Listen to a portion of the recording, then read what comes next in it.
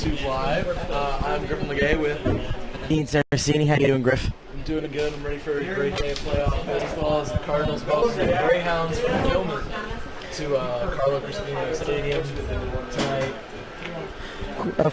Well, first of all, of course, this is our big blowout to end, not end, but continue all day, all day.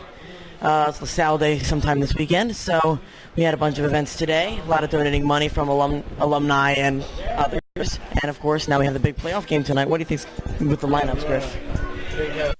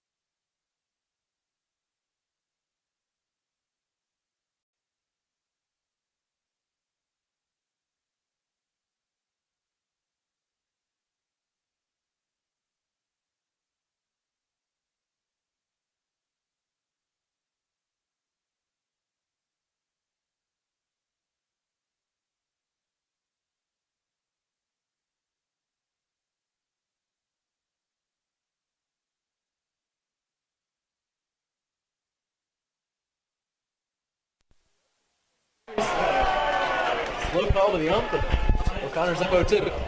Again, looking good for O'Connor since the first walk. Been throwing a lot of strikes. Yeah, he walked the first batter on 4 pitches, so 5 straight strikes.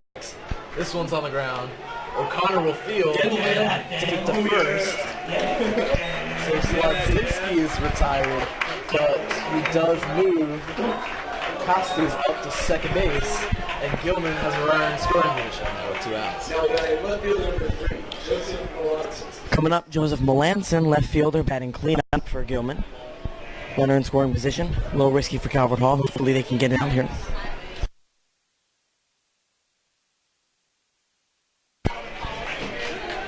O'Connor's looking to work out of that leadoff walk. A little bit outside.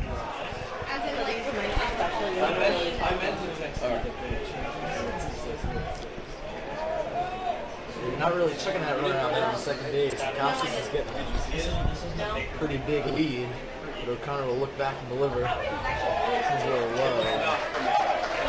Good save by... Good stop by Lamb. We're there.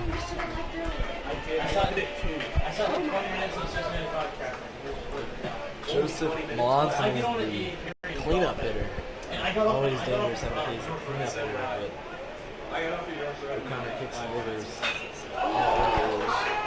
Popped up into right field. Unfreed is in on it, and he's under it. And he's sketch. He always does that. So Dan O'Connor works out a leadoff walk, picks up a strikeout, and the Cardinals will bat in the bottom of the first. Once again, as we said, it's all day here at Calvert Hall.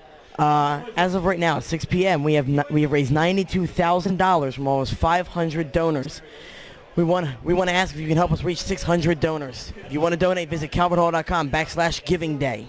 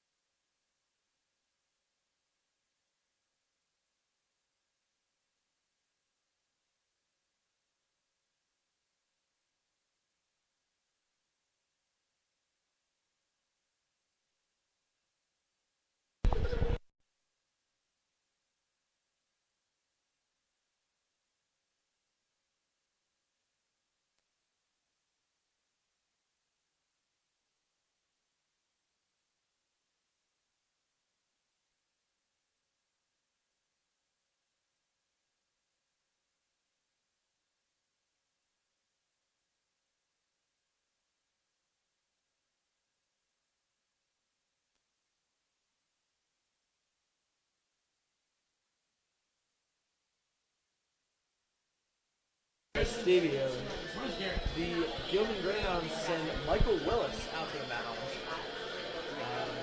Michael Willis is a pitcher, but he's also batting tonight. He's batting fifth, so we'll see him lead off the next inning. And he will have to deal with a stingy lineup for the Hall. And it starts with leadoff hitter Garrett McElhaney in left field. Honestly, from what I've seen so far this season, this front four of McElhaney, Landmeer, Murphy, and Torres is probably one of the best formidable lineups in all the MIAA so far. Yeah, it's been a great lineup all season, and McElhaney steps in the box, the lefty. He hit a home run last game against Sterling, so hopefully more of that's coming. That one. First pitch right away, it's going to be a single. McElhaney running two. Little drop of the ball, and Garrett McElhaney.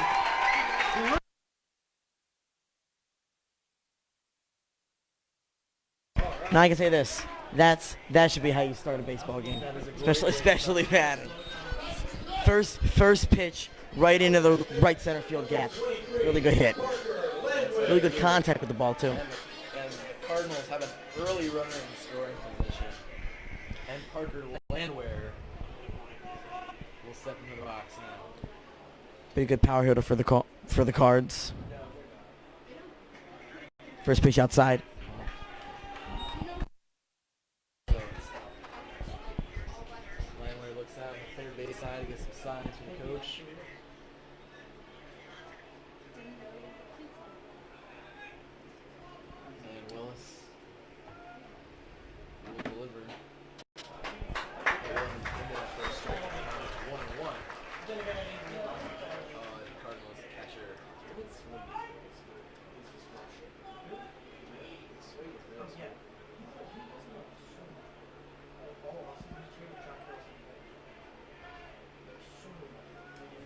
Here's the 1-1 from Willis.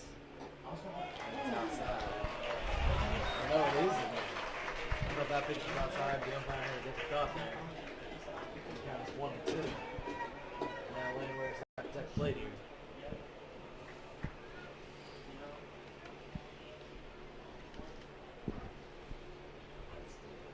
Willis delivers.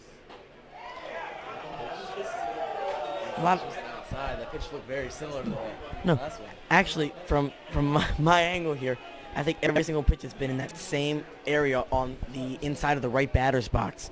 He got two inside. He's gotten two inside so far, but the same pitch came to McElhaney on the first one too. Yeah. Landwehr swings and it's on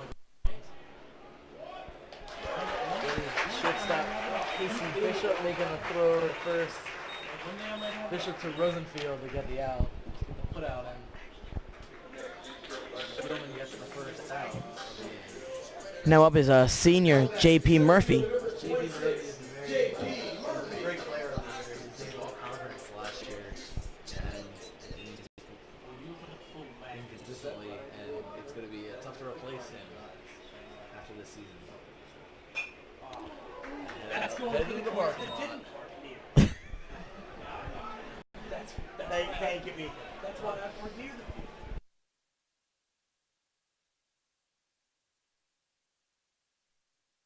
Been to Carlos Caspino Stadium.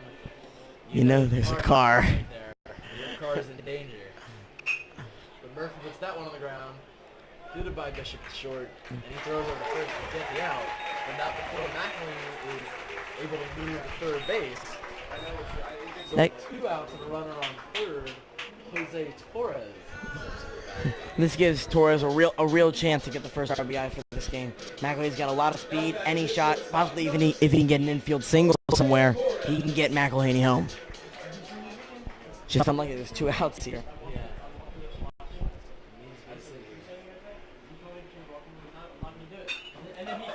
It's going to go straight to center field. Fly ball in the center. Right center. It's going to be caught. Cardinals get a leadoff double and strand a runner in scoring position. Michael Willis was able to work out of that Greyhounds, and the score remains 0-0.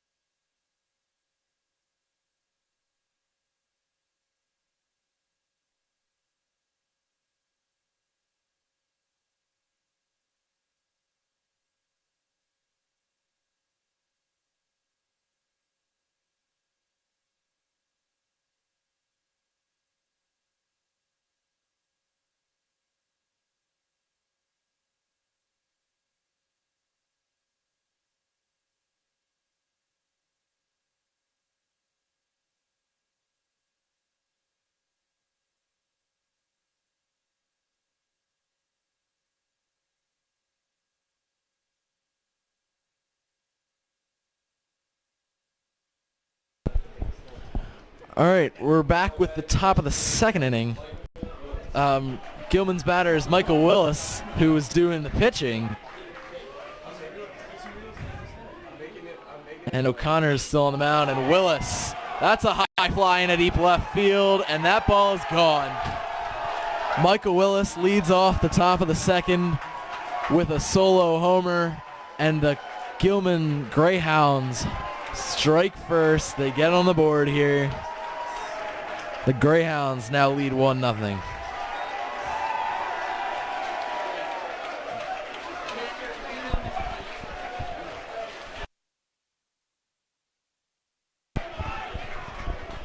So Willis leads off with the first pitch homer, and the Cardinals are now behind. And that was just an unlucky pitch there for O'Connor.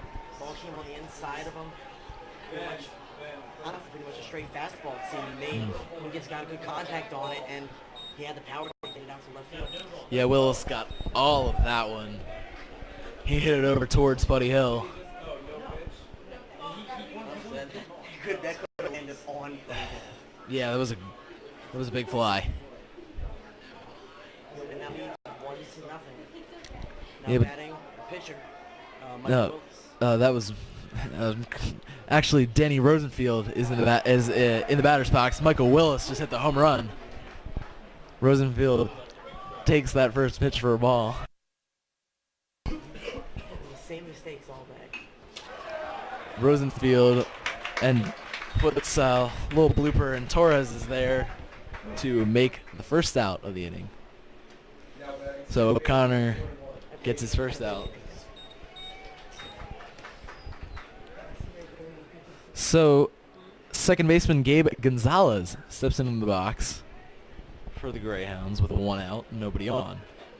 And O'Connor's first pitch is a little upstairs, and it's ball 1.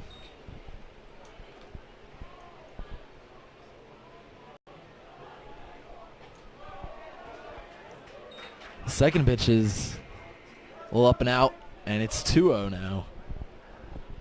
Dan O'Connor can't let that home run get in his head. He's got to keep sitting down these batters. That pitch is low, and Dan O'Connor is 3-0. I wonder if Rosenfield will get the green light to swing here. Or sorry, Gonzalez. He is not, and he watches that first strike, and the count is 3-1. Gabe Gonzalez is in the batter's box.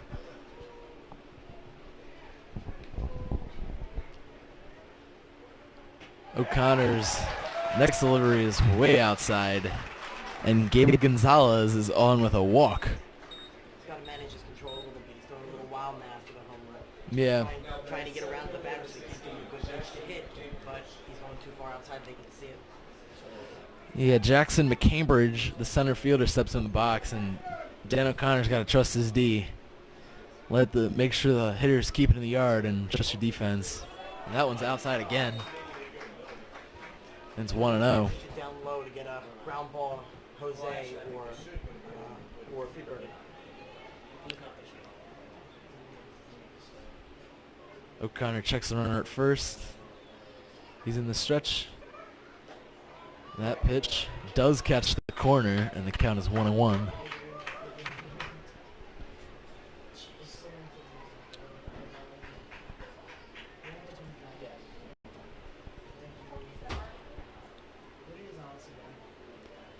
O'Connor out of the stretch. Here's the 1-1 offering. Runner going. Oh! That pitch was fouled right into the Gilman dugout. It looks like everyone's okay. Yeah. One of those fellow athletic trainers. It looked like he got out of the way just in time. Everybody seems okay though. Yeah, everyone's okay, which is the good thing. The biggest thing that I don't play baseball or manage baseball. I don't get out there when that happens.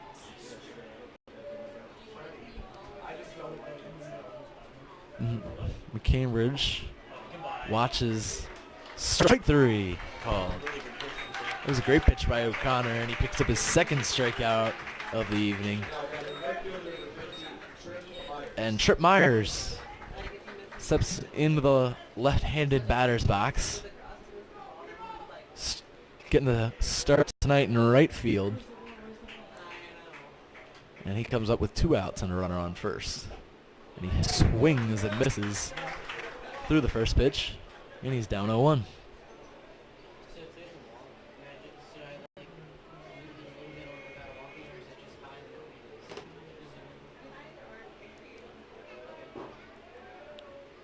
Oh. Pitch is inside, and Trip Myers gets hit by the pitch. He'll take his base. And again, a runner in scoring position with 2 outs for Gilman.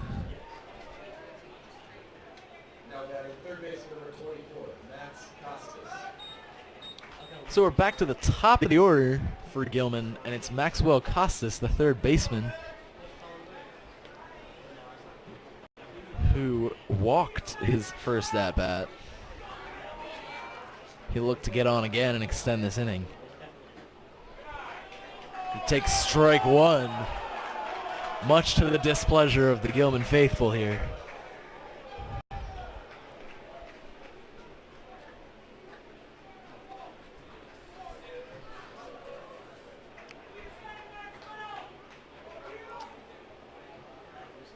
O'Connor looks back at second and pitches, and Costas swings and misses. Threw that one, and it's 0-2. He's got to pitch him like that to get out of this inning. Walked Costas earlier in the game. He's got to walk him again. And not scared of him now. After a 4-pitch walk in the first inning, here in the second, O'Connor's already got an 0-2 count in his favor.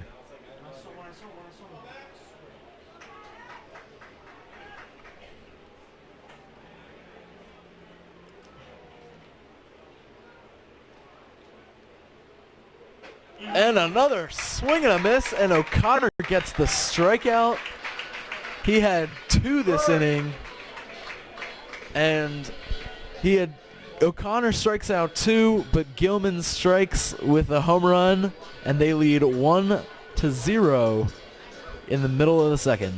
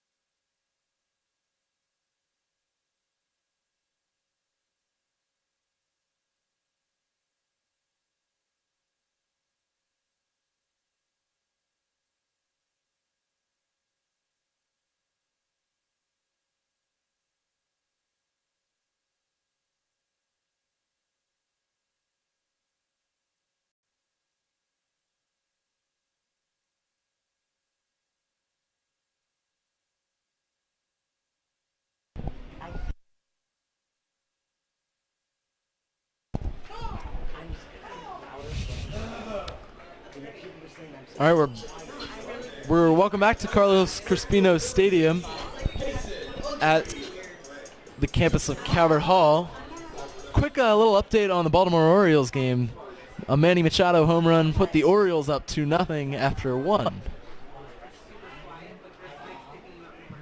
But Mason Unfried will bat for the Cardinals now, and he watches strike 1 in there, and the count's 0-1. Michael Willis is back on the mound for Gilman. He had a clean inning in the first. Other than the McElhaney double, he kept the Cardinals off the scoreboard, and then picked up the bat in the second inning and put a run on the board. And Mason Unfried will look to respond. That upstairs pitch, and the count is 2-1.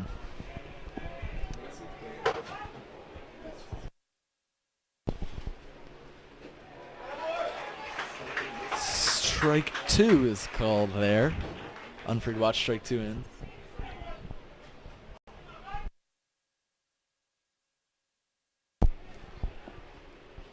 Unfried puts one on the ground towards second. It's fielded by Gonzalez, and he gets it over to first. Mason Unfried is retired for the first out of the inning.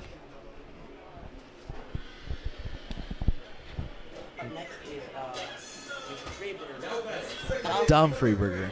Not my best game today. I blame AP testing. AP US history testing today. Unfried and Freeberger back-to-back seniors for the Cardinals.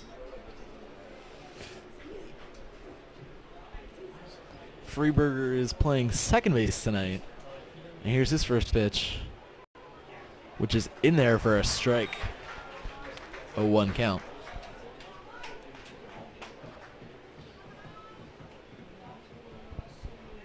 Willis delivers no 1. and it's in there for strike 2. Dom Freeberger watches the first 2 pitches, and now he's down 0-2.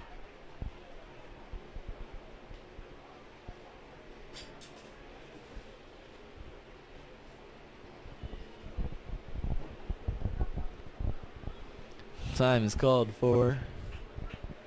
Everybody takes a breath. Freeberger is in there. That pitch is down low in the dirt. And the count is now 1-2 on Dom Freeberger.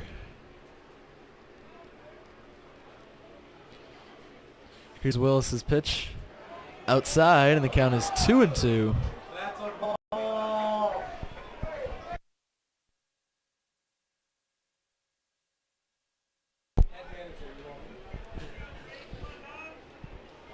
Counts 2-2 on Freeberger.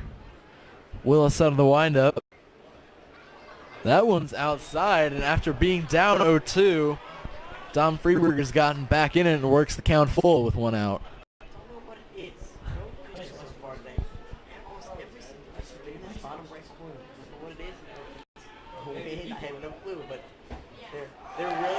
And Freeberger goes down looking. He didn't swing at a single pitch in that AB.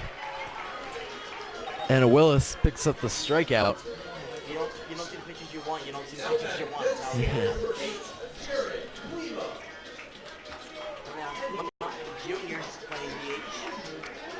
Yeah, he's wearing he's DHing, but he's got the number 8 on. Of course, Cal Ripken, famous Oriole, wore number 8. Another outside. You're right. Pitchers tonight love that lone outside. It's the right side. Something's pulling the ball there. There's another one. Down and out to the righties. Down and in to the lefties.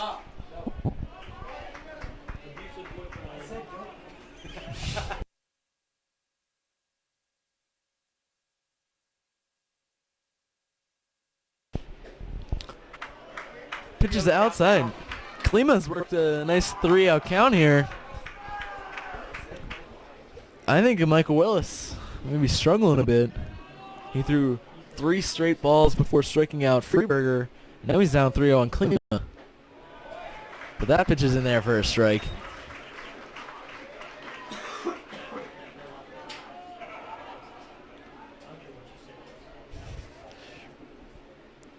Klima will stand in. Here's the 3-1. Fouled off towards cars. Concerned fans stand up to check. Asking, did that hit my car? I'm sure it was. I hope not. I'm sure it was yours, Griff. Did you walk here?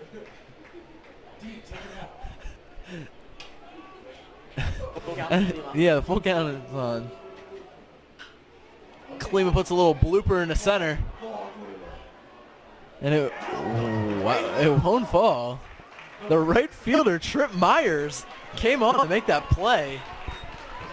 That could have been a collision, injuries, probably a triple. Yeah, if that ball had dropped, it probably would have gotten by everyone down to the wall, and Klima may have been on third base by now. 3 up, 3 down for Willis. We're going to get to the top of the third just in a moment. 1-0, Gilman still leads.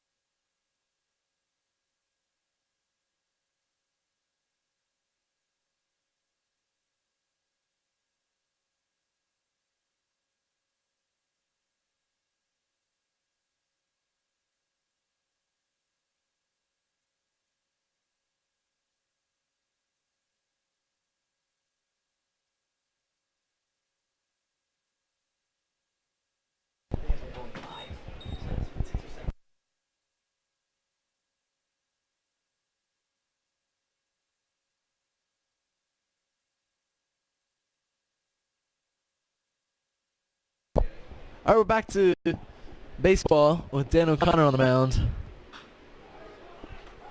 And Casey Bishop, the shortstop, is in the batter's box for the Gilman Greyhounds. He fouled off the first pitch, and the count is 0-1.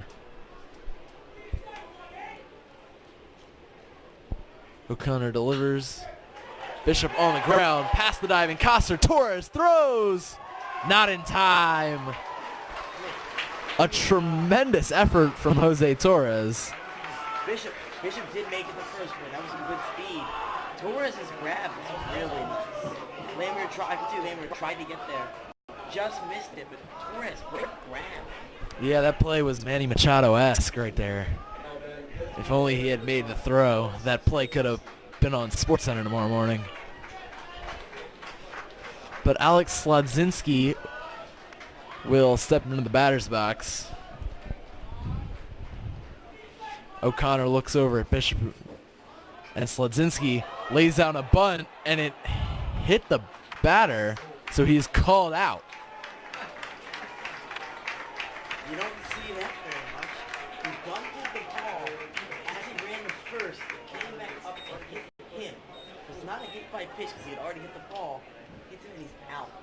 It hits him and he's out, and they also make Bishop go back to first base. So he tries to bunt. I'm not even sure how you would score that.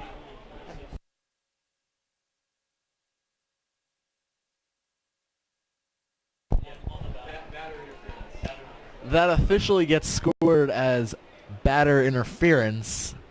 But shout out to the managers Ethan Blake and Andy McGinnity for helping us out with that call. I am the official scorer. We always got to think of good man Ben Dams right up here on the scoreboard. That's a nice hit to right field. And Bishop's going to get the third. Melanson picks up a single. Bishop hops on his horse, gets over to third. And the Greyhounds have runners on the corners with one out. Gilman's had some pretty good contact today. That was a good hit or something. It's pretty good for Gilman.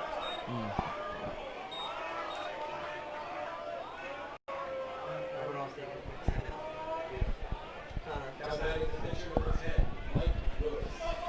With one out, runners on the corners. And O'Connor's got to deal with Michael Willis, who took him deep in the second inning. And that's providing the only run on the scoreboard right now. Also got to watch out, still one out, so unless you get that ball, keep that ball in the infield and get a double play, Bishop looks like he can score because you just saw it right there. Yeah, Bishop can fly, and the Cardinals would love to get a double play, get right out of it. Of course, we kind of would love a strikeout too. Strikeout would be great. Just get it out and don't let that run cross. But O'Connor, yeah, and it's 2-0.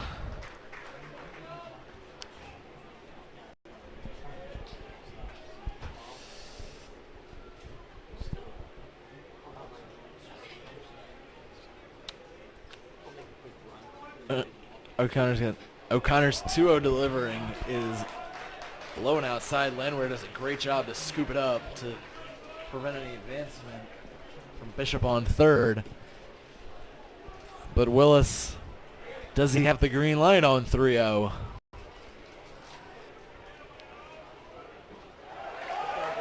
It doesn't matter, and the bases are loaded now. Michael Willis draws the walk. Now Danny Rosenfield lined out for Jose Torres last time. Again, really risky. This ball goes out in the outfield.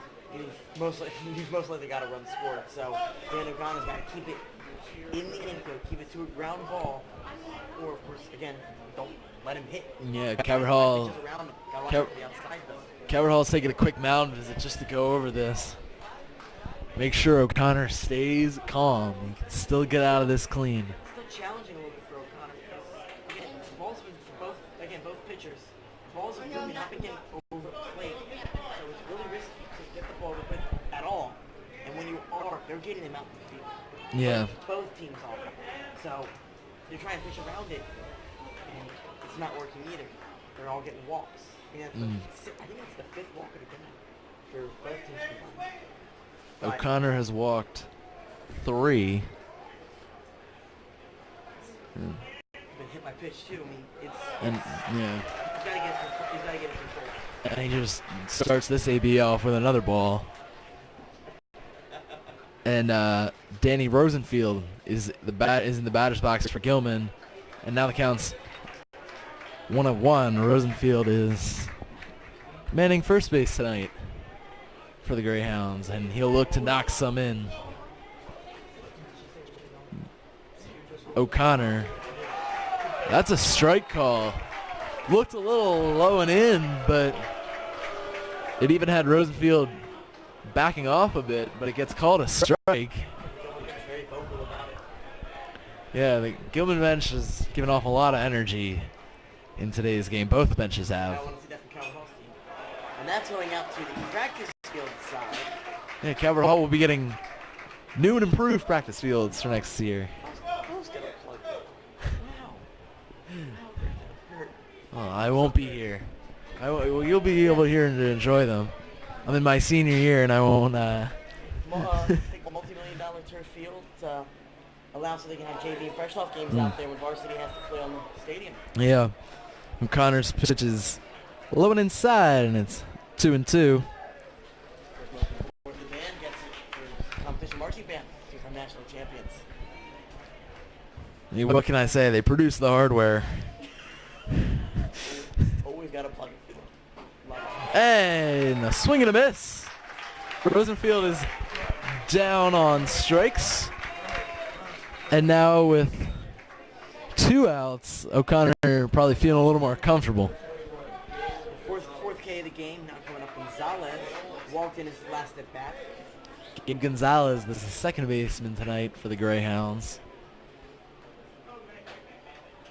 And he, with the bases loaded, will looking to drive in some more runs and pad Gilman's lead a little bit more.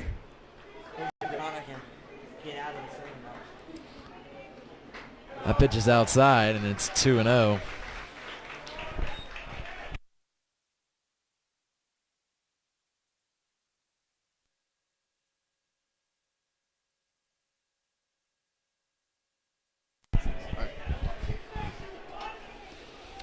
O'Connor outside again.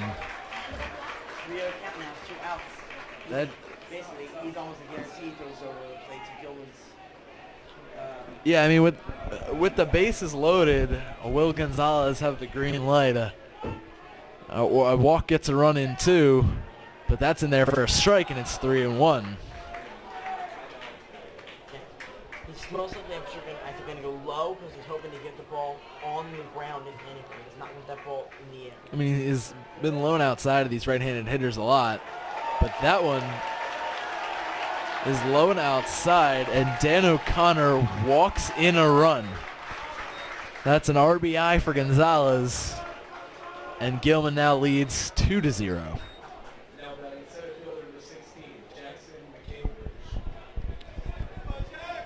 Jackson McCambridge will step into the batter's box, and the bases are still loaded for the Greyhounds, but with 2 outs.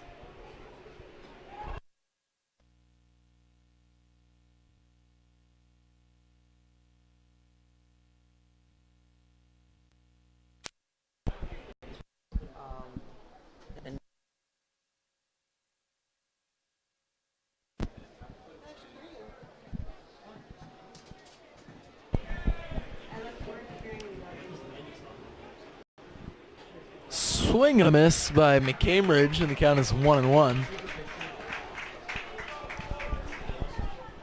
And O'Connor would like to get out of this right here, right now, without any more damage being done. That pitch is upstairs, and it's 2-1. He's been very back and forth so far with his pitch control. He does have four strikeouts, but he has 4 walks and a hit by pitch. So it's really going back and forth with him. That one's on the ground. Torres takes it to second, gets the out. Finally ends the inning. Calvert Hall gets out of the inning, only letting up 1 run. And it'll be the offense's turn to hopefully strike back. Coming up is Coster, Marchinek, and McElhaney. They'll look to get the Cardinals on the board when we come back with the bottom of the third.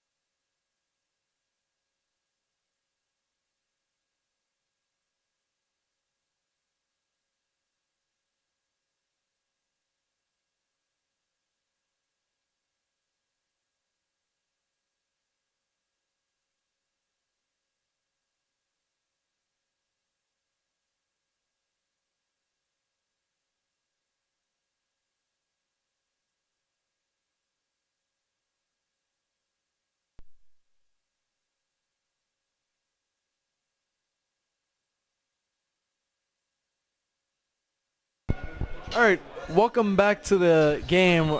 We got a pitching change for Gilman. Michael Willis went 2 innings, but now it's number 23, Matt Lakes, and he hits Ethan Coster with his first pitch.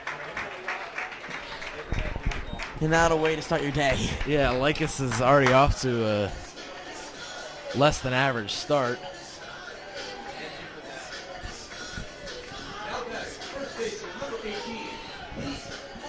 So Coster is on first after getting hit by a pitch, and Marchinek steps into the batter's box.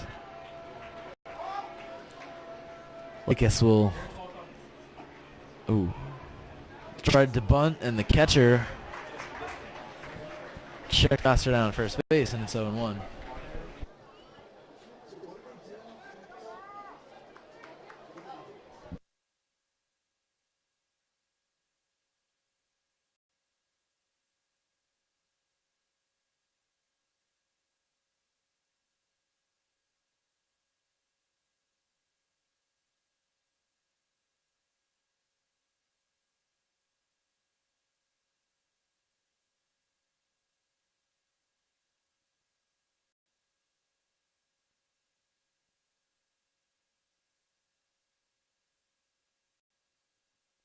Okay, so for the fielding changes, the pitcher Willis has moved to right field. Trip Myers, who was in right field, has moved to first base. And Danny Rosenfield, who was playing first base, is now out of the game. Yeah, that sounds right. Fun turnaround. We just had a nice conversation with our from manager, Ethan Blake. Managers. And our resident PA announcer. Pete tries bunting again. It's going to go foul. Fouls that. 2 strikes now, 1-2 count.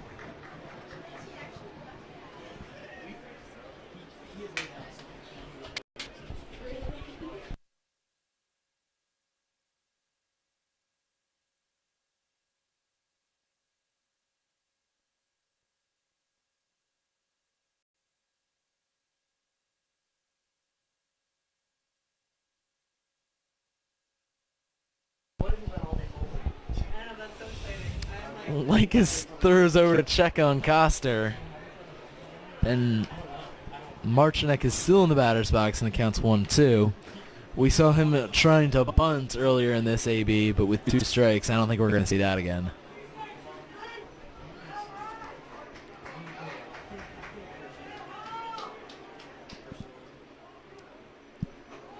It's going to be outside. And the count is 2-2.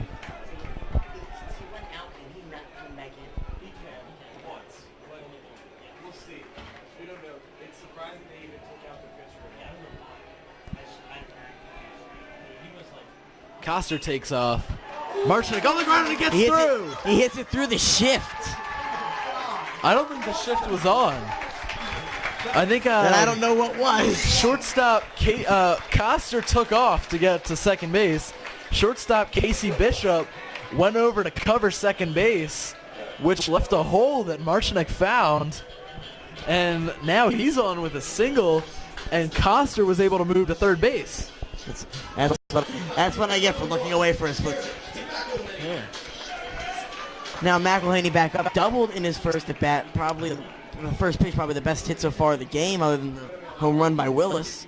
This is a strong chance with runners on first and third. A double here would be great for McElhaney.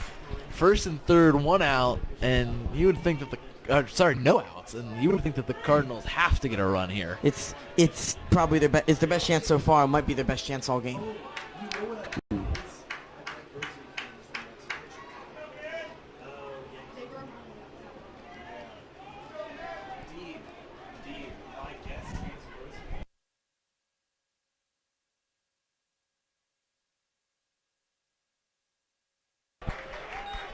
McElhaney fouls off that pitch into the net behind home plate.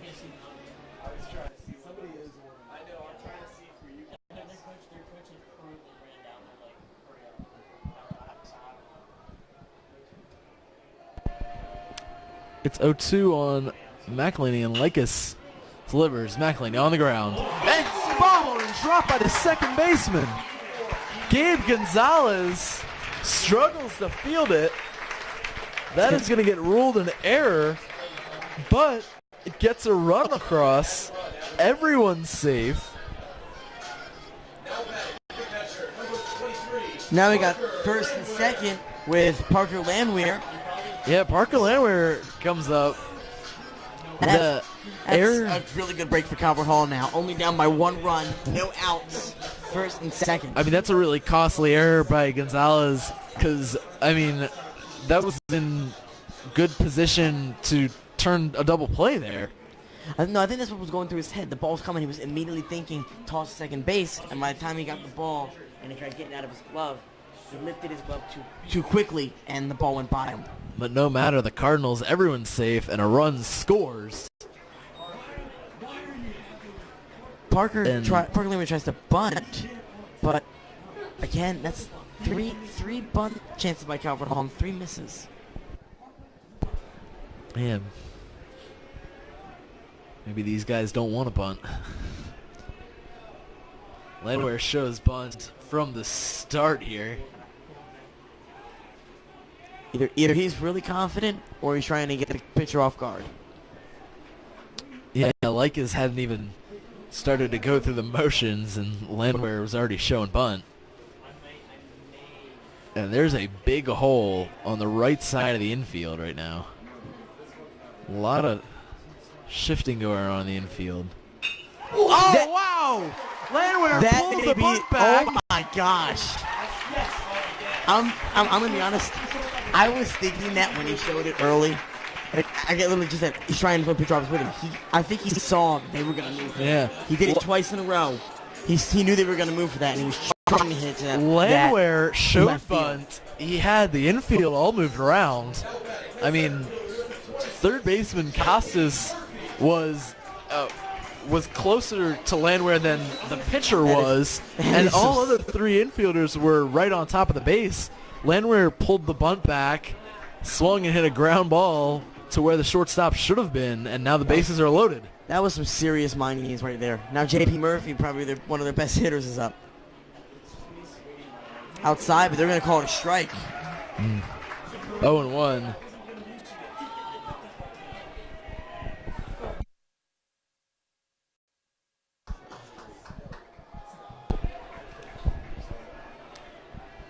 Bases loaded now. No outs for J.P. Murphy.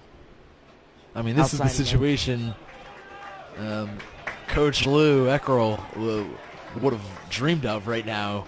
No outs, bases loaded, and his best hitter is at the plate. This is prime chance for Calvert Hall to take advantage, to take control of this game. Yeah. That one's low in the dirt, stopped by ball. Catcher. Stopped by the catcher. 2-1 count now. Michael Malice is doing the catching for Gilman. He's not hitting, though. They have a designated hitter hitting for the catcher. So I thought we'd give him a shout out for being in the game. Be outside again. 3-1 now. This is good. 3-1 gives Calvert Hall a chance to even up the playing score. Calvert Hall won't get a run earlier in this game. They make that run back. And of course still have 0 outs to go with it, with Torres coming up. Murphy fouled off towards left, and the count's full.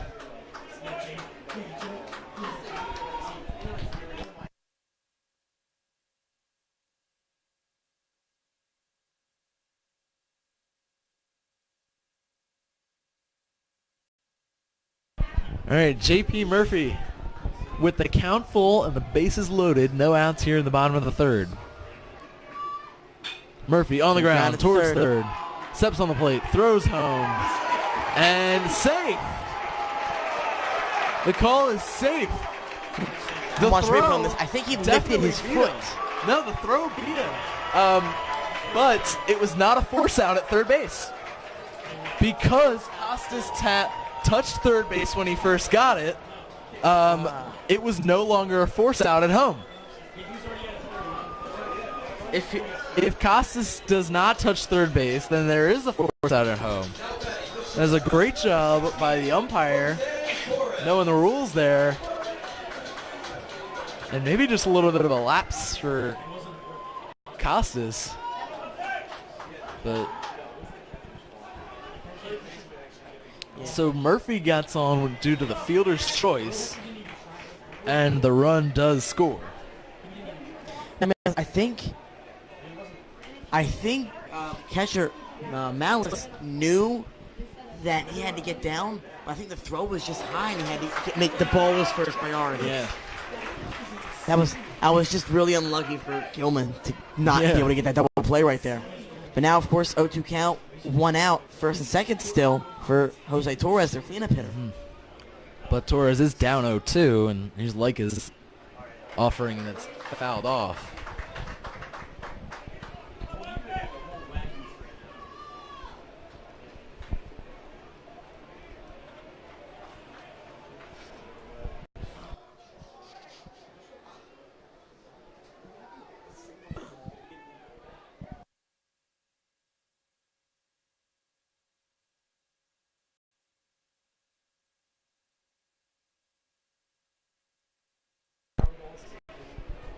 All right, Jose Torres, 1 out, runners on first and second, 0-2 count.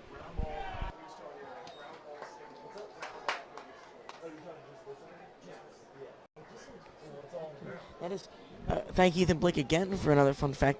So far for Calvert Hall in this inning, even though they have had 5 guys on base and 2 runs, they have yet to hit the ball in the air. Every ball has been a ground ball or it hasn't gone into play. Torres swings and misses at strike 3, and first base is occupied. So we took 2 quick steps down there to realize he couldn't take first. So with 2 outs, it's Mason Unfried.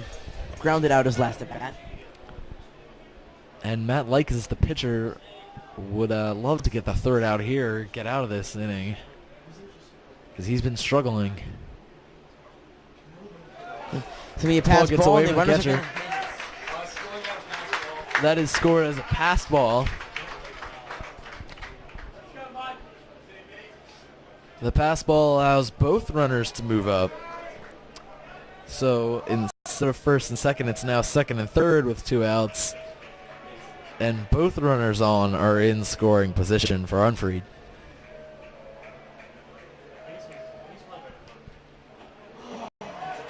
Strike right one. down the middle, slow changeup. I think he just caught him off guard. There's something fast to come by him. Yeah, the count is 1-1.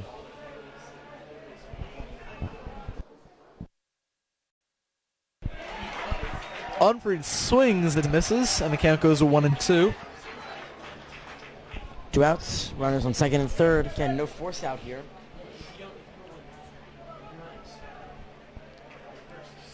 Here's the 1-2.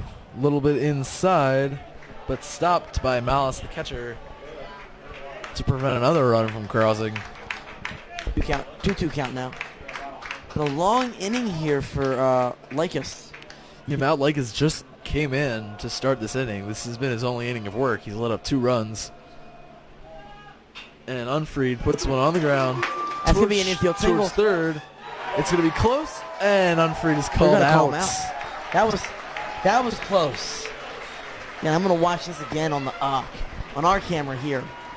Shortstop Casey Bishop came in to try and make that play, but the third baseman Costas cut him off, picked it up, and fired over at first base to get the out.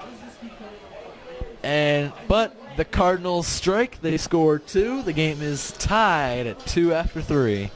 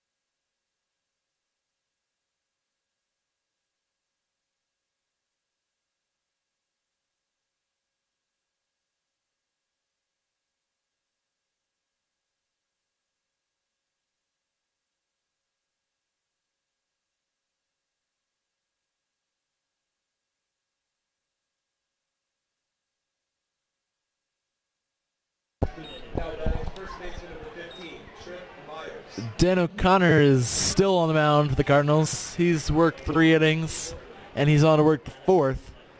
And Trip Myers will lead off this 4th inning. He starts it off by fouling the ball back into the net.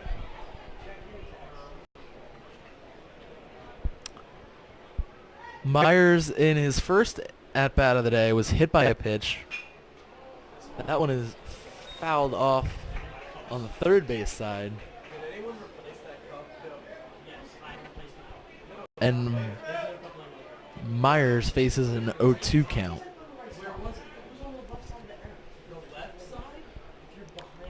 O'Connor delivers. High and outside. Myers was part of the last inning's fielding change for the Greyhounds. Myers moved in from right and is now playing first base. He fouled that one off. Looks like it just went over the Calvert Hall bullpen.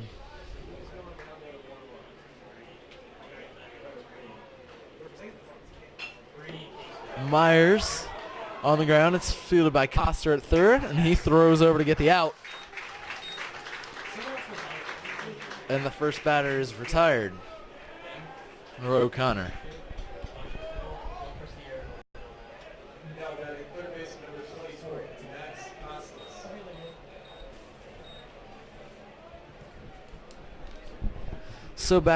So Gilman turns it back to the top of the order, and Maxwell Costas. That pitch was high and in. Costas swerved out of the way of that one.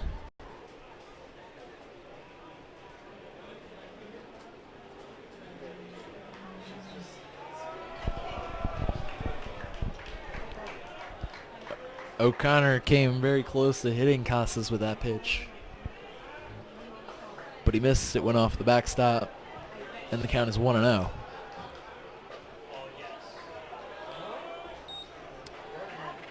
That pitch was high, and the count is 2-0 on Costas.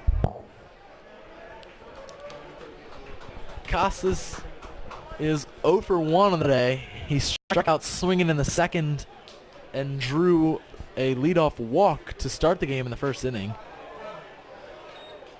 And now it's 3-0. Costas may be drawing his second walk of the game here. O'Connor delivers low and outside, and he does record his second walk of the game. Costas is on again. Tuck in your shirt.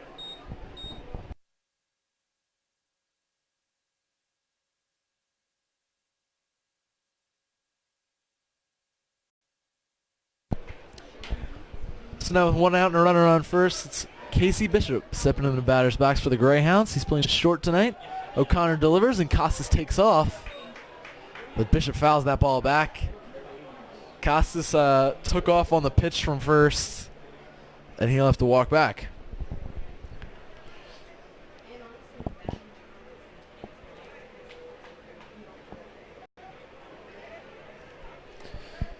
Bishop is 1 for 2 today. He struck out in the first, and he had a single in the third. He would eventually come around to score. That one's on the ground, fielded by Torres, over to Freeberger, and they turn 2.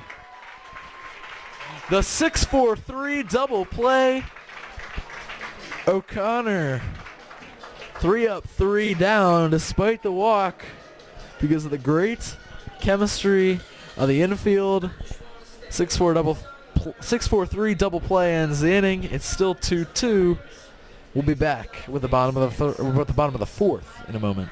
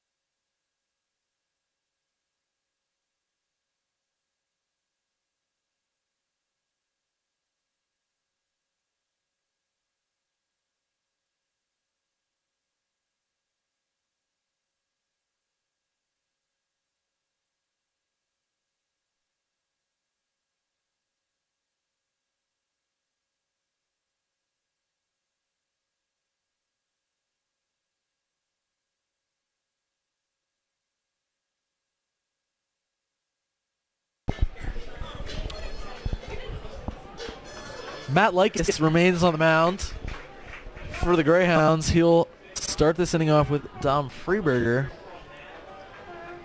Freeberger struck out in his only at-bat of the game. He struck out looking in the second. And now he's got a 1-1 count on him, here to lead off the fourth.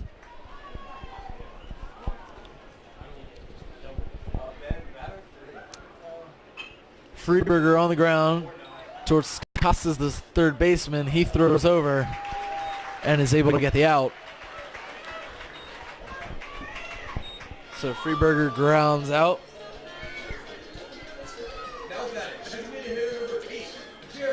And Jared Klima, the designated hitter for the Cardinals, will step in with 1 out.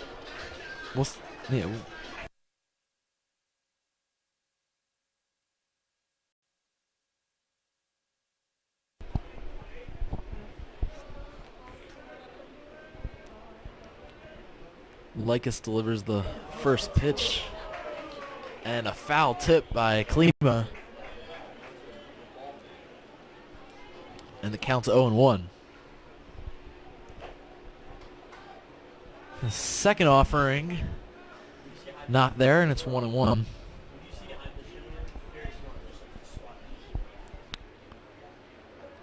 Klima watches the 1-1 in there for a strike, and the count becomes 1-2.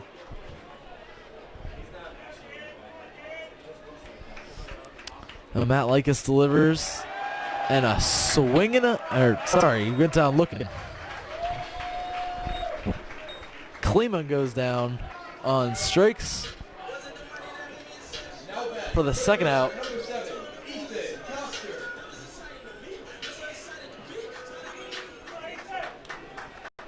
Ethan Coster's up now with 2 outs. Strike one, and it's 0-1. Coster led off the last inning, which was a big inning for the Cardinals. He was hit by a pitch, and he would come around to score for the Cardinals' first run of the game. Likas delivers the 1-1, and it's outside. The count is 2-1.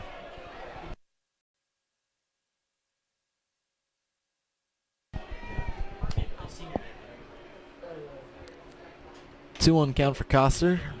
Likas' delivery is outside, and the count is 3-1.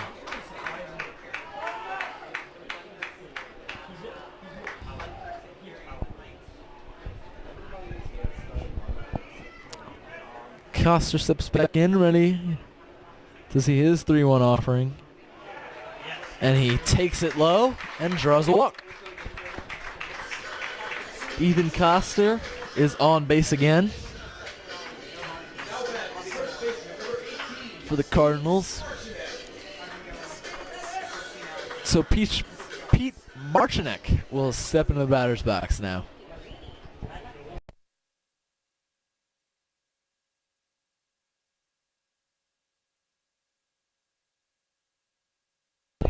But the first pitch is outside. Marchinek takes it, and it's 1-0.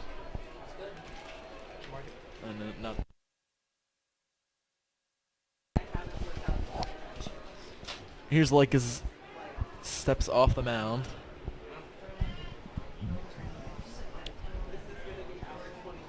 Sorry for the long delay from hearing from me.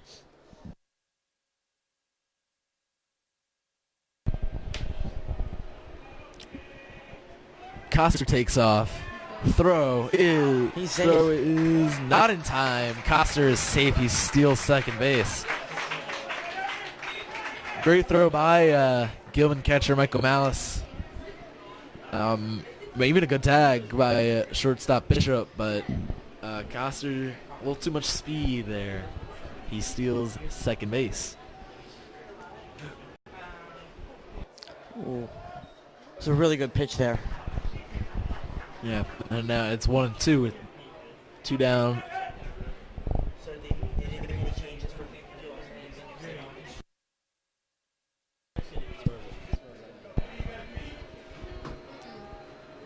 Marchinek with 1-2. That one's on the ground towards second base. Fielded and flipped over. And Likas has an inning where he keeps the Cardinals off the board. We are through 4, 2-2.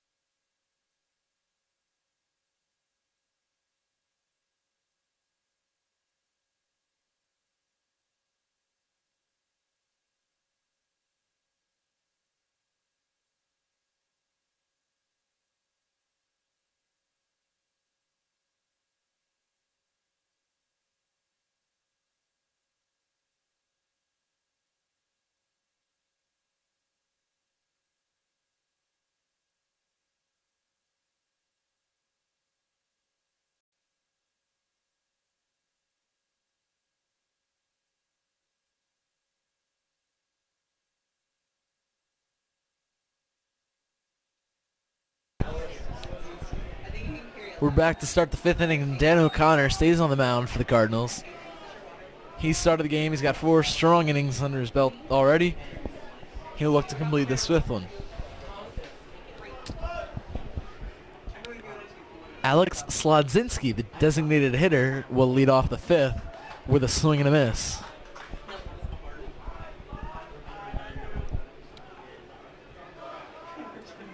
And Slodzinski is down 0-1. O'Connor delivers. Low and outside, and the count is 1-1.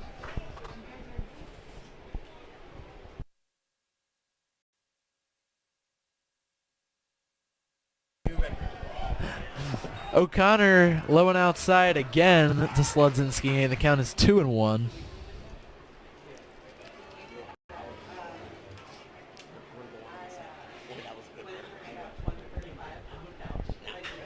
That one's put into right field. It lands. Unfried fields it, holding Slodzinski to a single.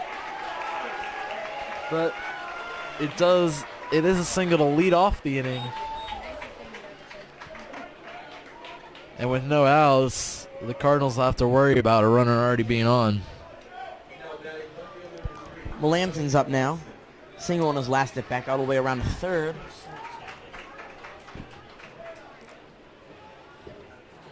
Now he's up with a runner on and no outs. He's bunting. Bunts it down towards first. O'Connor picks it up and wins the race to get the out. So O'Connor fields that bunt, runs it all the way.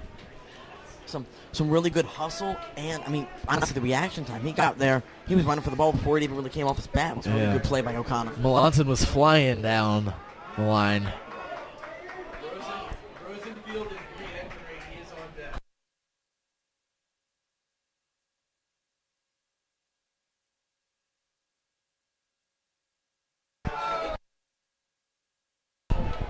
So the Cardinals give the intentional pass to, that was Willis, right?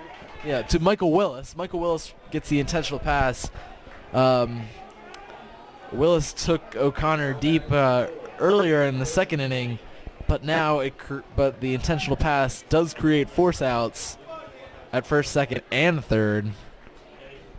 So Danny Rosenfield. Grounder over to first.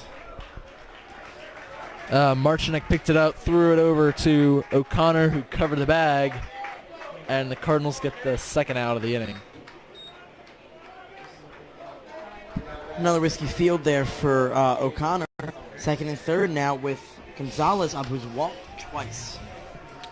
Yeah, 2 runners on in scoring position, 2nd and 3rd with 2 outs for Gonzalez. And O'Connor will look to get another out here, and he starts it off with a strike.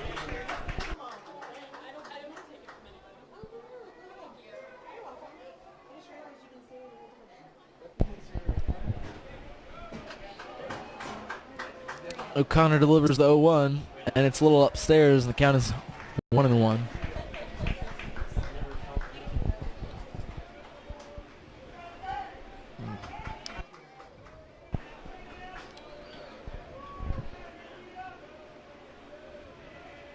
O'Connor out of the stretch. Here's the 1-1 offering. That pitch is a little bit low. Called a ball. Count is 2-1.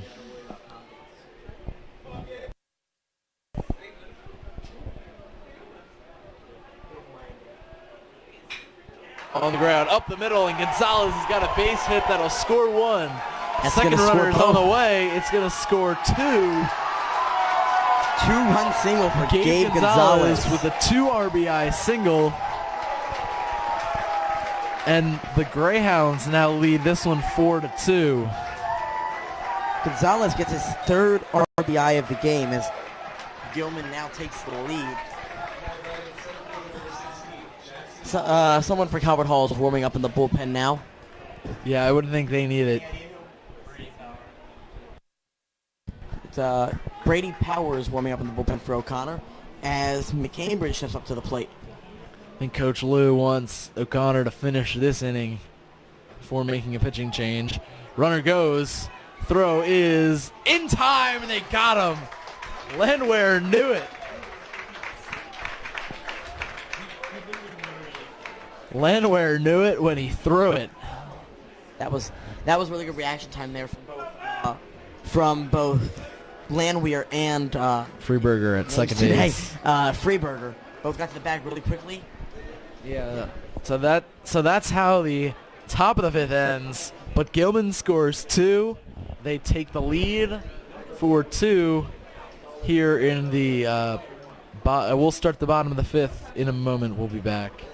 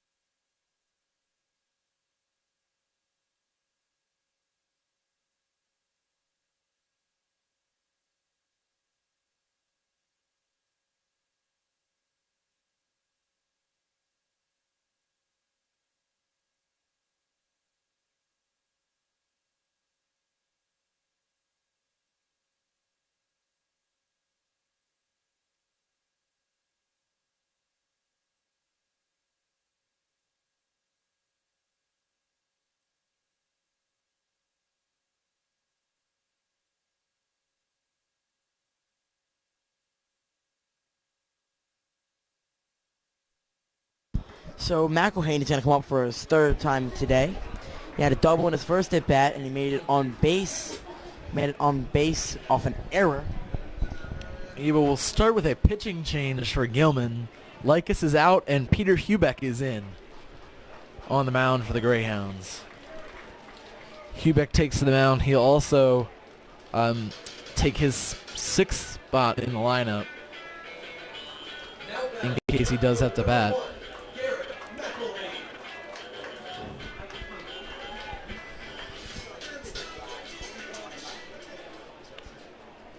The Cardinals will look to get a comeback spark, starting with McElhaney here in the bottom of the fifth. That pitch is in there for a strike. 0-1.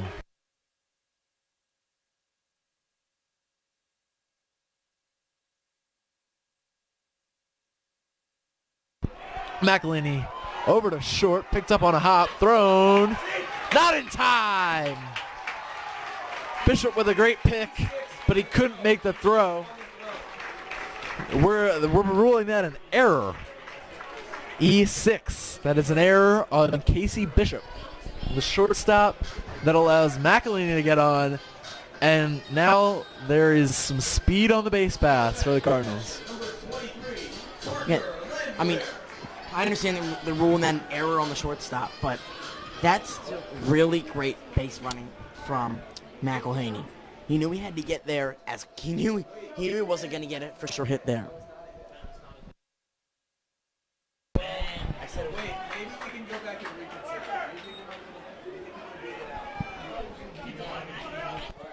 I just give him a lot of credit on the hustle there.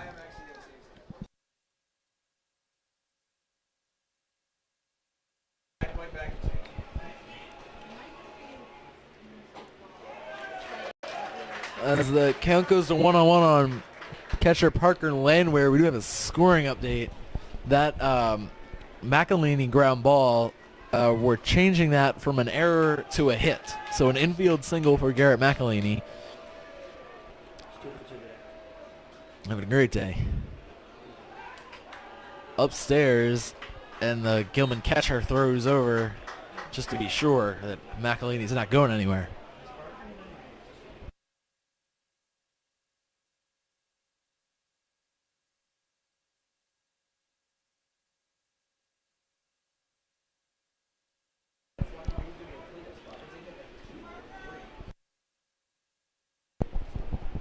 A little bit of a mound visit here for Gilman. Peter Hubeck just entered the game. For Gilman. They want to make sure he stays calm and doesn't let this playoff atmosphere rattle him.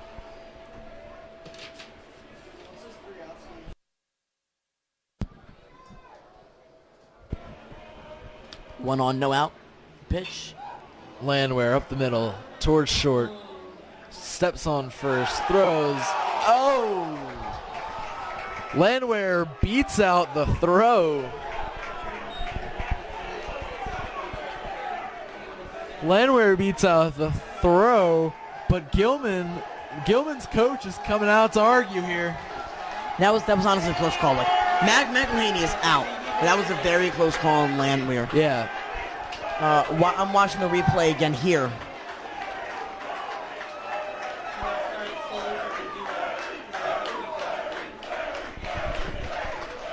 The Gilman coach just came out to have a little talk with the umpire about that call. But Landwehr with another great running effort. Landwehr's not the most fleet of foot, but he was able to beat it out and prevent the double play.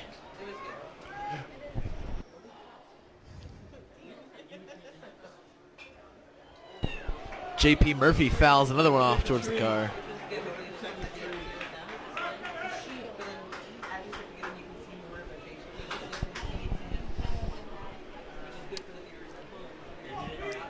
So with 1 out and Parker Landwehr on first base, J.P. Murphy watches that pitch come in, and it's 1-1. Finally getting under the lights here at Carlo Crispino Stadium, 8:22 p.m. The sun goes down, the lights come on. Maybe some And night also baseball. a car gets dented. I think that could have been headed for the building, for Keelty Hall. They've gone.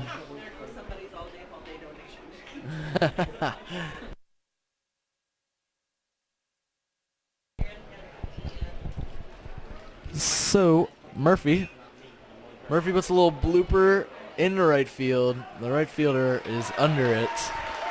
Michael Willis, who started the game pitching, got under it to make the out, and they're 2 down.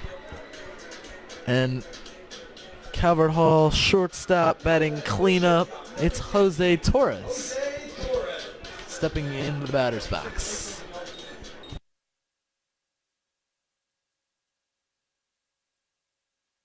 Again, Jose 0 for 2 today, 1 strikeout. He would love to get a hit here, continue this inning. Pitches outside, and count goes to 1-0.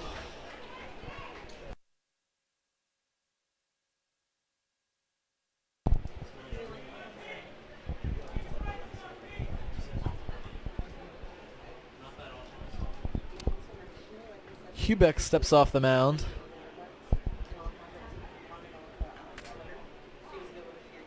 Manager's talking about, the umpires are addressing something about the fans or the Calvert Hall dugout. I'm not quite sure what that was.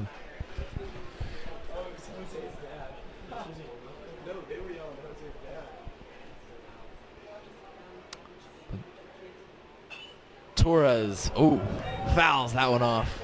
Quick liner towards the Gilman dugout. They could hit off that protective fence that's up there. And the count is 1-1 with 2 down here in the bottom of the 5th.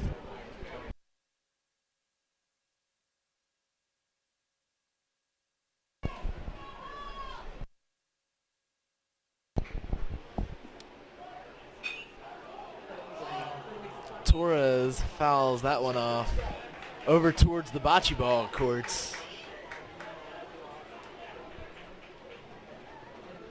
And a member of Calvert Hall team will have to go retrieve that.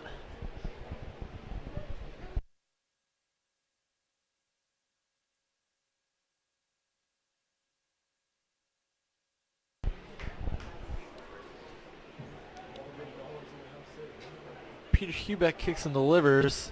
Runner goes. And Landwehr takes second base.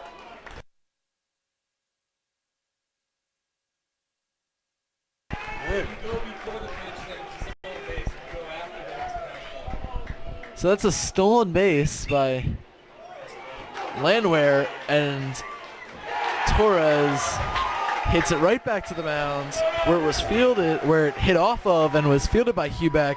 He threw on to first to get the out. We're through 5. Gilman on top 4-2.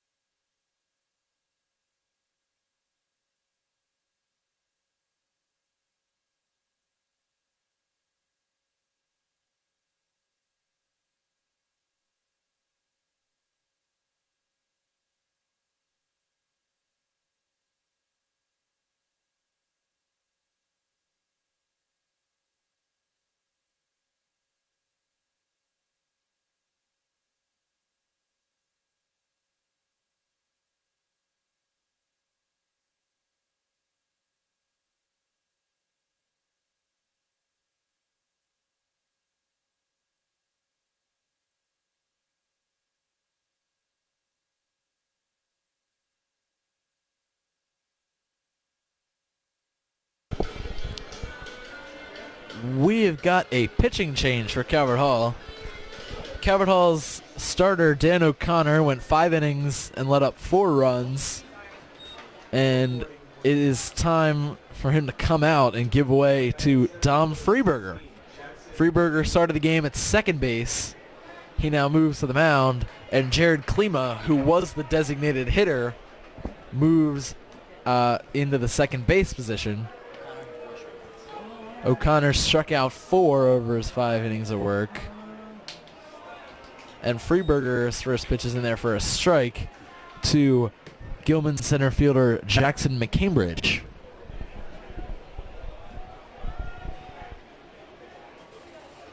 Freeberger's second pitch is down in the dirt, though, and it's 1-1.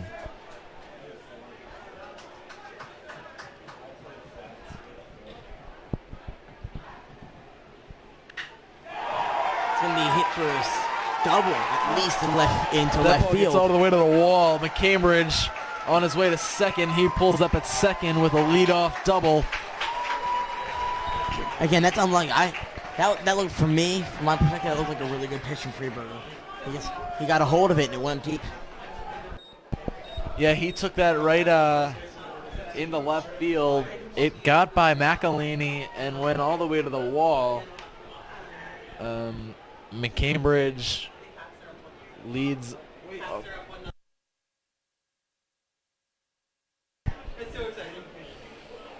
Wait, really? All right. We're also going to do a quick update. Any of you hockey fans out there, the Washington Capitals are up 1-0 on a goal by Michael Kempney, an assist by Evgeny Kuznetsov. So the Caps are on the board. They're up 1-0, but the Cardinals are here down 4-2. Oh, bunt back to the pitcher. Freeburger picks up the bunt and was able to recover, throw, and get the out, and we got one out. McCambridge advances to third, though. And now with one out, you have a man on third, and Costa's up.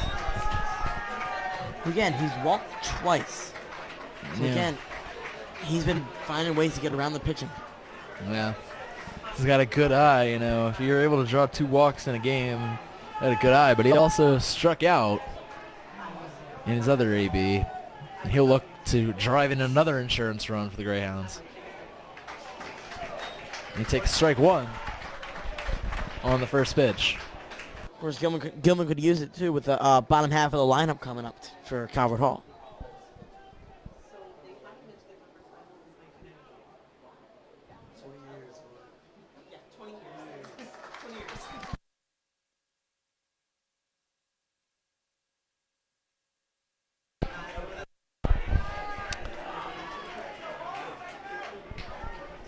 Dom Freeburger kicks delivered to Costas and it counts 0-2 with 1 out. Freeburger pitches in the dirt. And it's 1-2.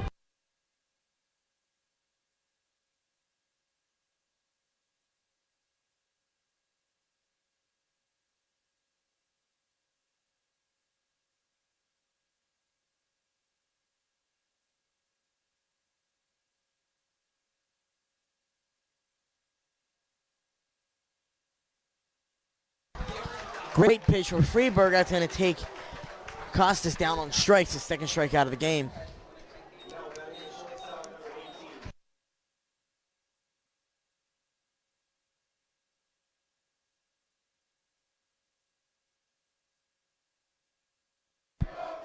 Batting now is Bishop for his fourth bat of the game.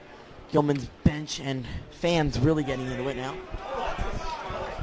Costas struck out, and Freeburger's first pitch to Bishop was a little outside.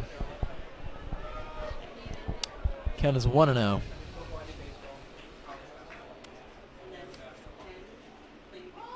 Oh. Bishop tried to bunt. That's an interesting situation of bunt because the only runner on is on third and there are also 2 outs. Interesting situation.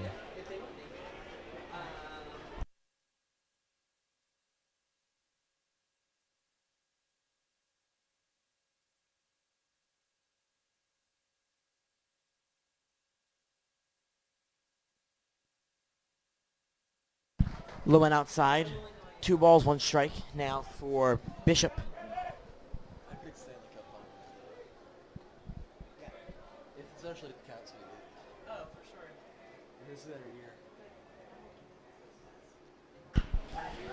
High fly ball to left field. McElhaney's there. And he's under it. That'll be the third out of the inning, and Freeburger gets out of it. We're going to go to the bottom of the 6th now. Here ready to come up is Unfreed, Freeburger, and Klima.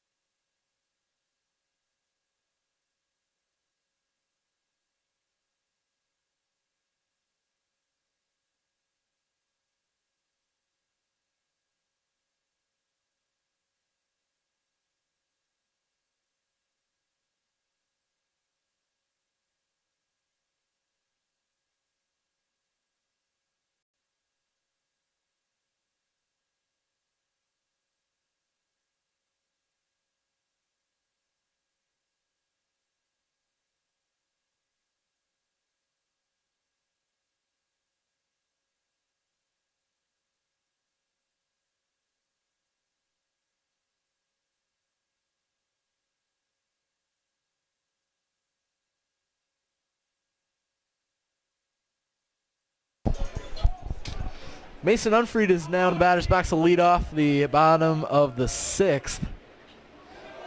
And Hubeck's first pitch gets away from the catcher all the way to the backstop and bounces down to the first base coach.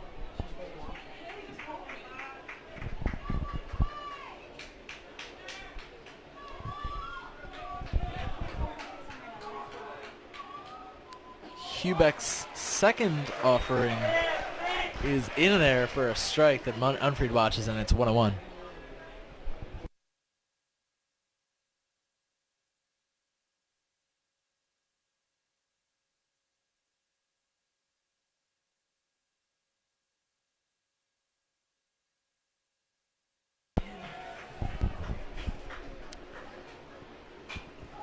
Unfried fouls that one right back over the net, over the awning here over the seats, and it's 2-2 is the count.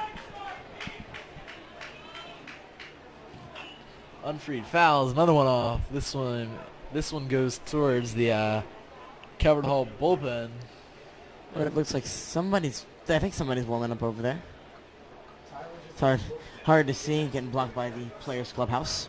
Yeah, the Cardinals need a shutdown inning in the 7th to keep them in it. Of course, anyone unfamiliar, as Unfried puts that one on the short, I'll continue my thought in a second, and he grounds out.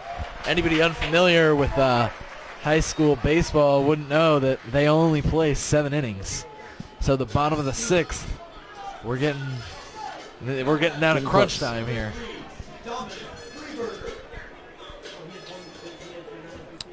So Tom Freeberger, who pitched in the top of this inning, will look to add a little bit of run support for himself. Oh! Man, he's going to get hit and go to first base. He gets hit in the back.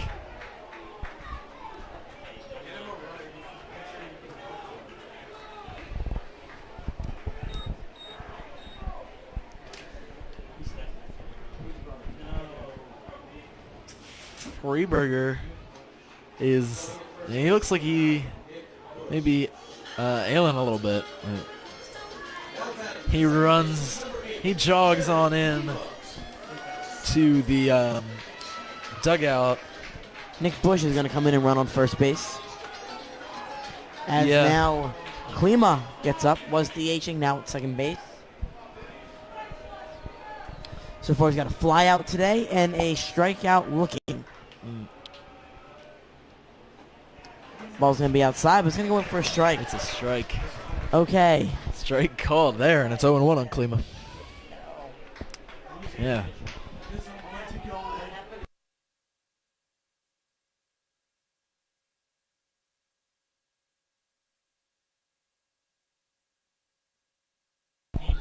Klima puts one in the right field. And Willis is out in the right to get under it for the second out.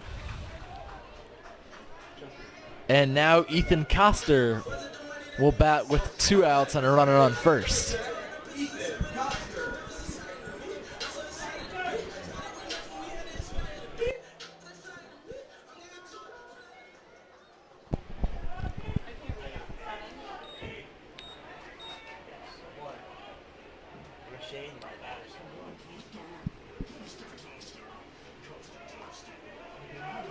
Coster looks at the first pitch that goes high and outside, and the count is 1-0.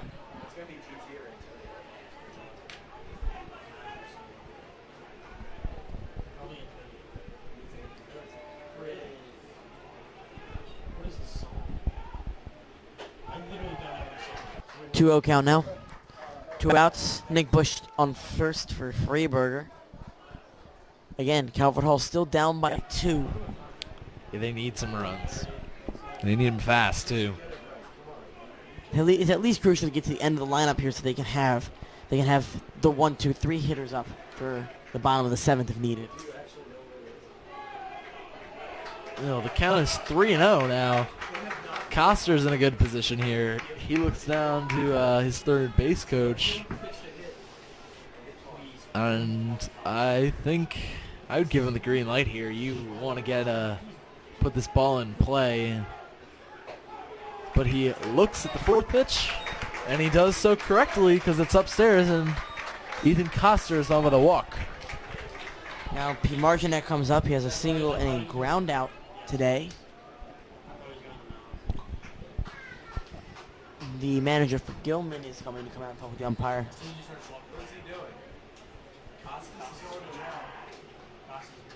Looks like he's making a defensive change, possibly a pitching change. I believe we're going to have a change here. We'll be back with the changes in a few seconds.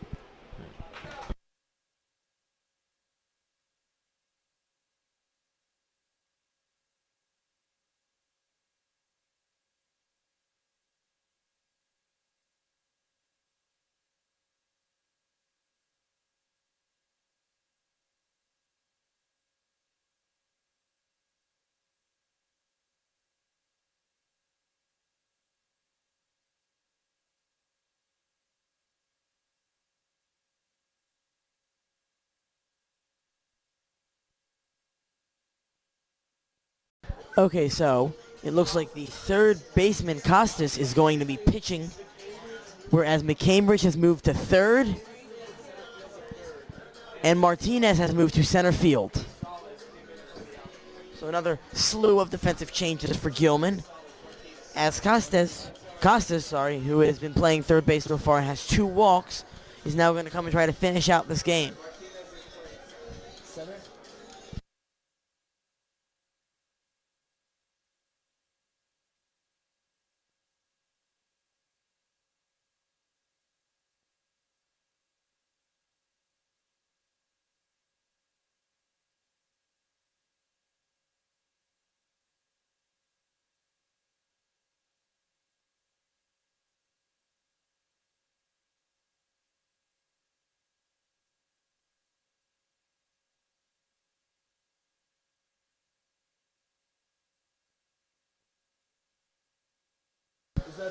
It looks like for Calvert Hall, we're also going to have a pinch hitter in for Pete Marchinek, is senior Zach Frazera.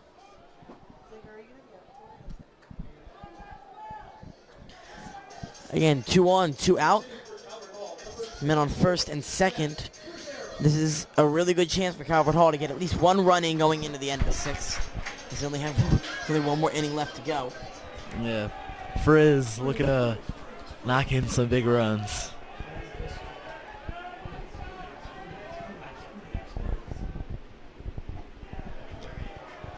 Gonna be a strike. Bottom left corner.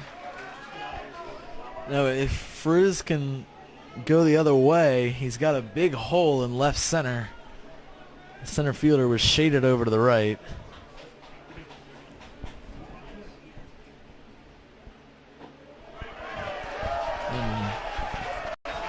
Zach Frazera is down 0-2.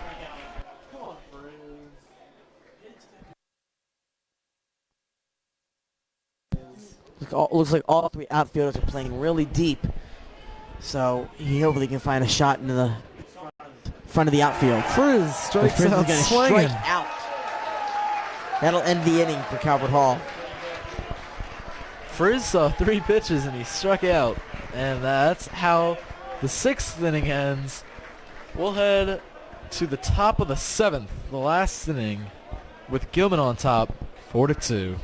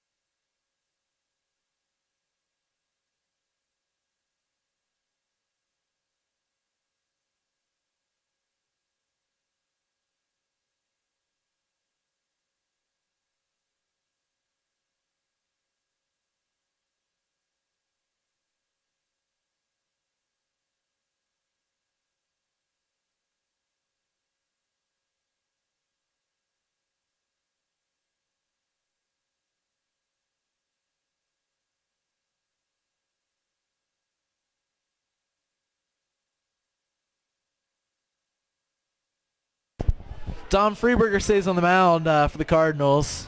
He'll face the designated hitter, Alex Slodzinski, to lead off the 7th.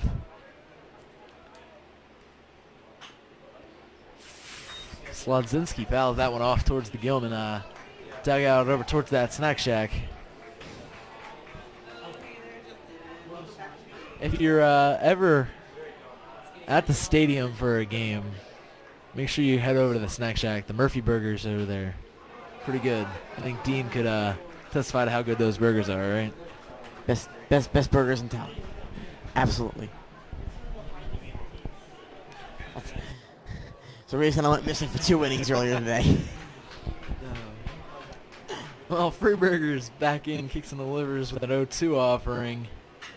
That Slodzinski puts in a right field.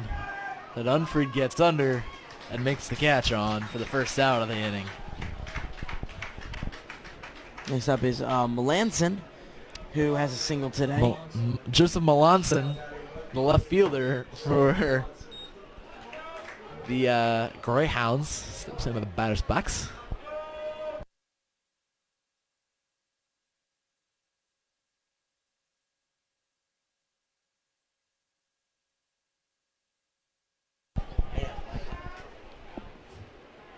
Freeberger's first pitch is in the dirt. For a ball.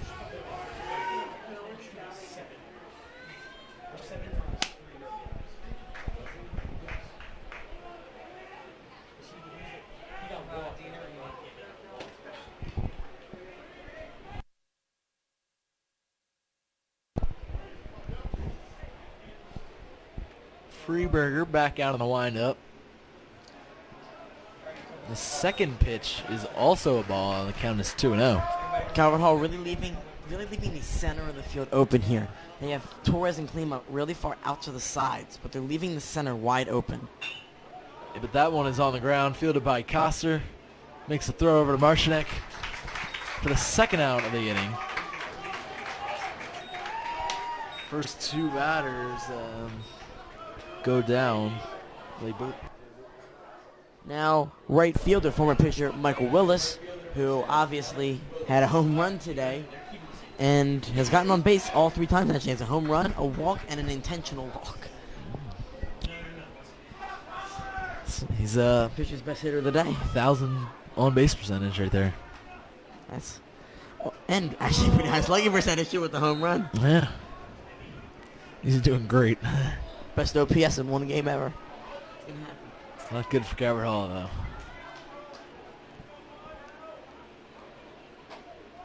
Minute of the ball, 2-0 count. Freeberger down 0-2. You got to give him something to hit.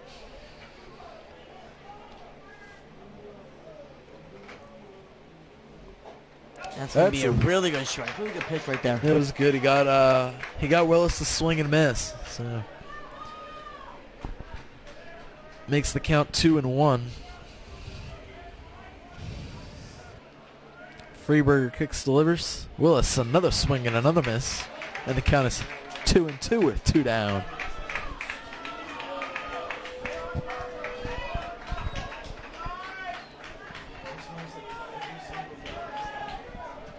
Freeberger kicks, delivers. That one is a little low, and the count is full with 2 outs here for Willis. This is big, and in this inning right here could possibly help Calvert Hall. If he gets him on base, Gilman could rally and get another run in. Yeah, 2 runs is definitely doable, but the inning will continue as Michael Willis draws another walk.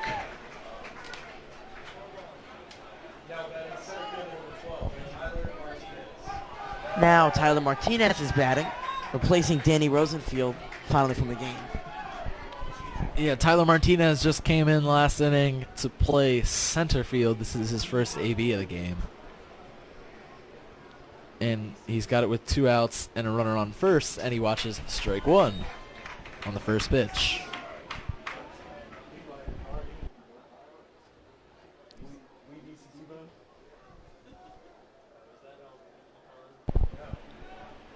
Freeberger throws over to check on Willis.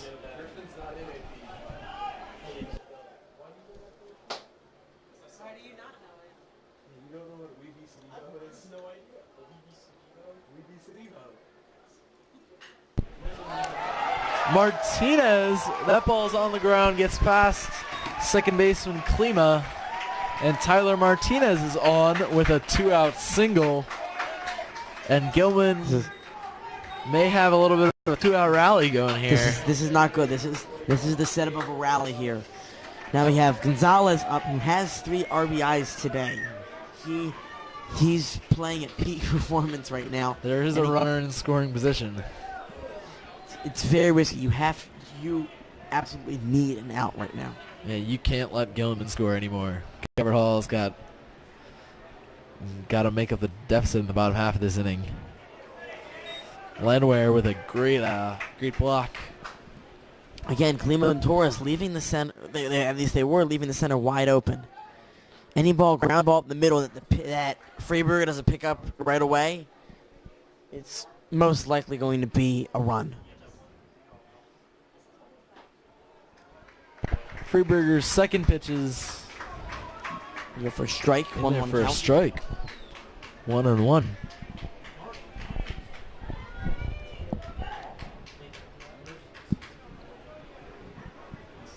Freiberger out of the stretch with a 1-1 delivers. In there for strike inside, 2.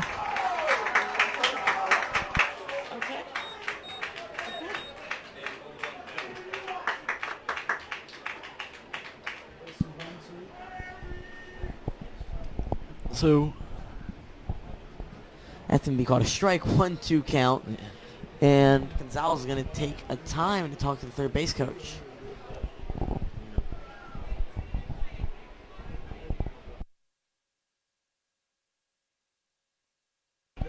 Gabe Gonzalez is back in the batter's box, ready to face the 1-2 pitch.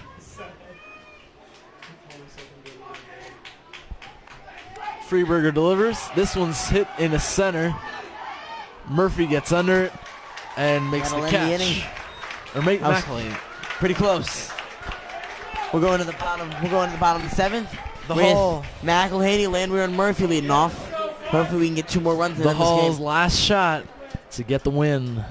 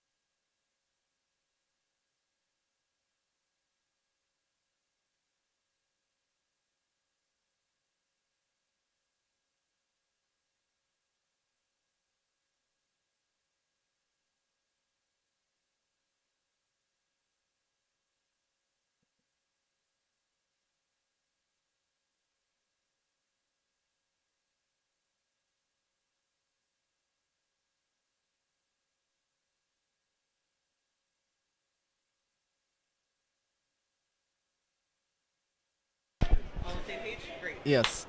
As we get ready for the bottom of the 7th, another hockey update. At the end of the first period, another Capitals goal scored by Alex Ovechkin, assisted by TJ Oshie. All you Caps fans out there should be excited that they're up 2-0.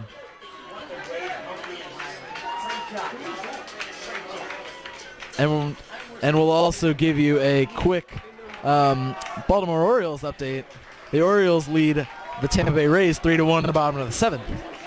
But right now it's the Cardinals have Garrett McElhaney in the top of the order. McElhaney on the ground, over to second base, picked up, thrown over, and McElhaney is out for the first out. Again, I really respect the house. That was really close. That was really close.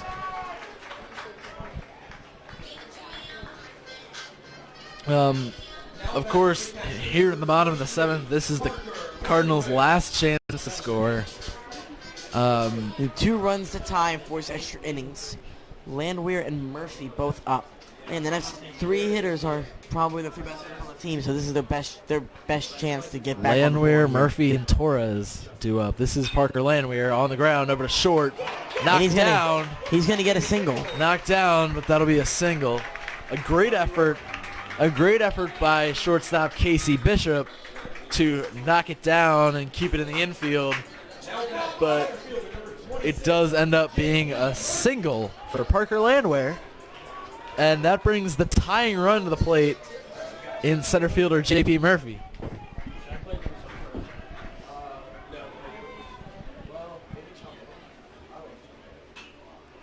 Murphy pops one straight up, and it goes behind everyone.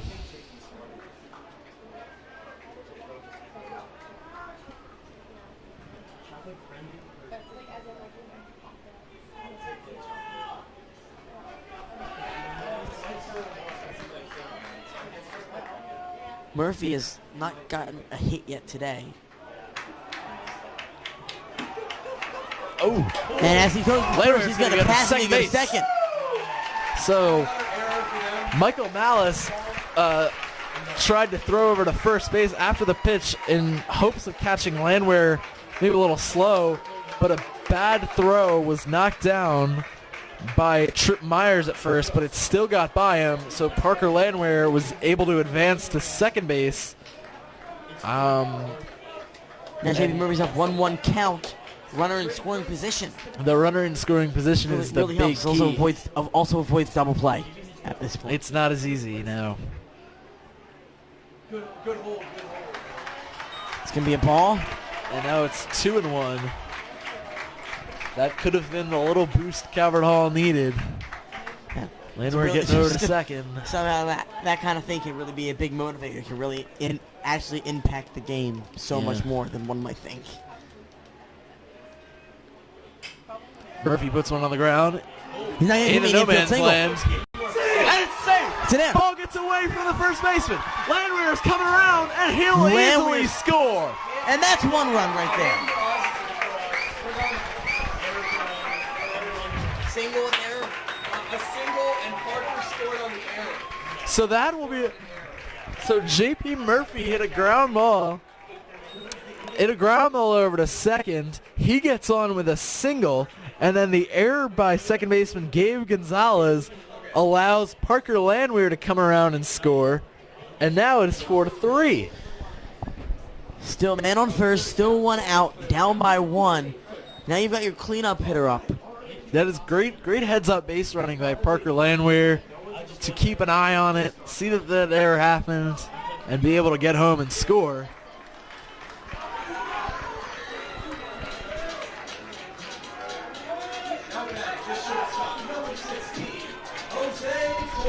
Jose Torres is up with one out.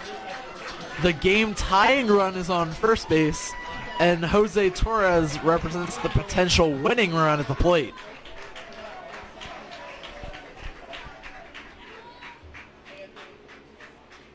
Oh! Got inside, and I think that hit Torres. That did hit Torres. It did. They will He's give going to him advance first to base. first. Now we got man on first and second, one out. Unfreed's up. Mason Unfried This is a is now really up. good possibility for Calvert Hall. A single can get the tying run. A double, a winning run. Yes.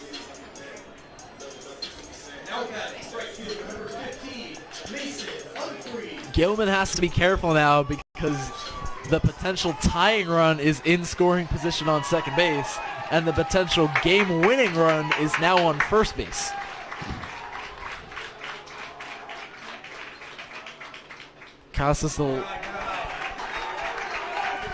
Maxwell Costas is the one on the mound for Gilman. Unfreed has grounded out 3 times today in all his at-bats, so it's a little risky here. Anything but a double play is okay with Freeberger coming up. On the outside, 2-0. Inside, and it's 2-0. The Yeah. energy in the stadium has shifted. Gilman was feeling good, felt like it, and they've re-energized this Calvert Hall cheering section. But I can see so far, looking at the scoreboard, a really big thing here is Gilman's errors have been costing them. Yeah, 3 errors. Two in the errors game. right there gave up a run, and I think the error first error earlier in the game gave up a run as well. Yeah. So Gilman's also, their fielding is also not at the best level. It's going to be 2-1 count now. But they're a little shook up. They have possibility. They can hit a hard grounder to third base or shortstop.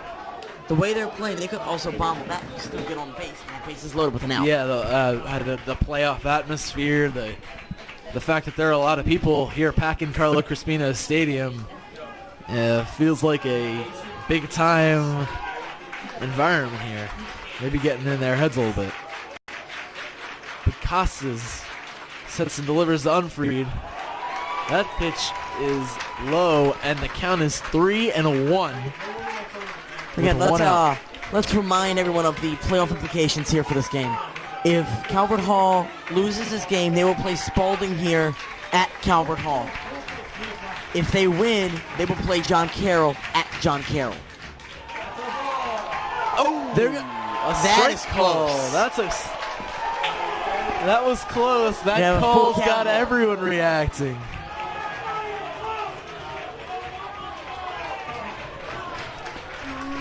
Full count to Unfried. Everyone's ready here. Casas delivers. Unfried. It's gonna be foul. Fouls it off. Stays alive.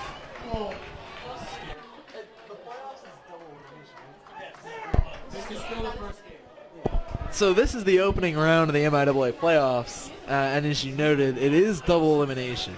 So the pressure not on too much right now, but you don't want to get behind the eight ball. I remember last year early. we did Loyola with Calvert Hall. Calvert Hall lost, but they used the elimination losers side to make the finals against Loyola. But Unfried strikes out swinging. He's not happy with himself there. But again, and now there are 2 outs.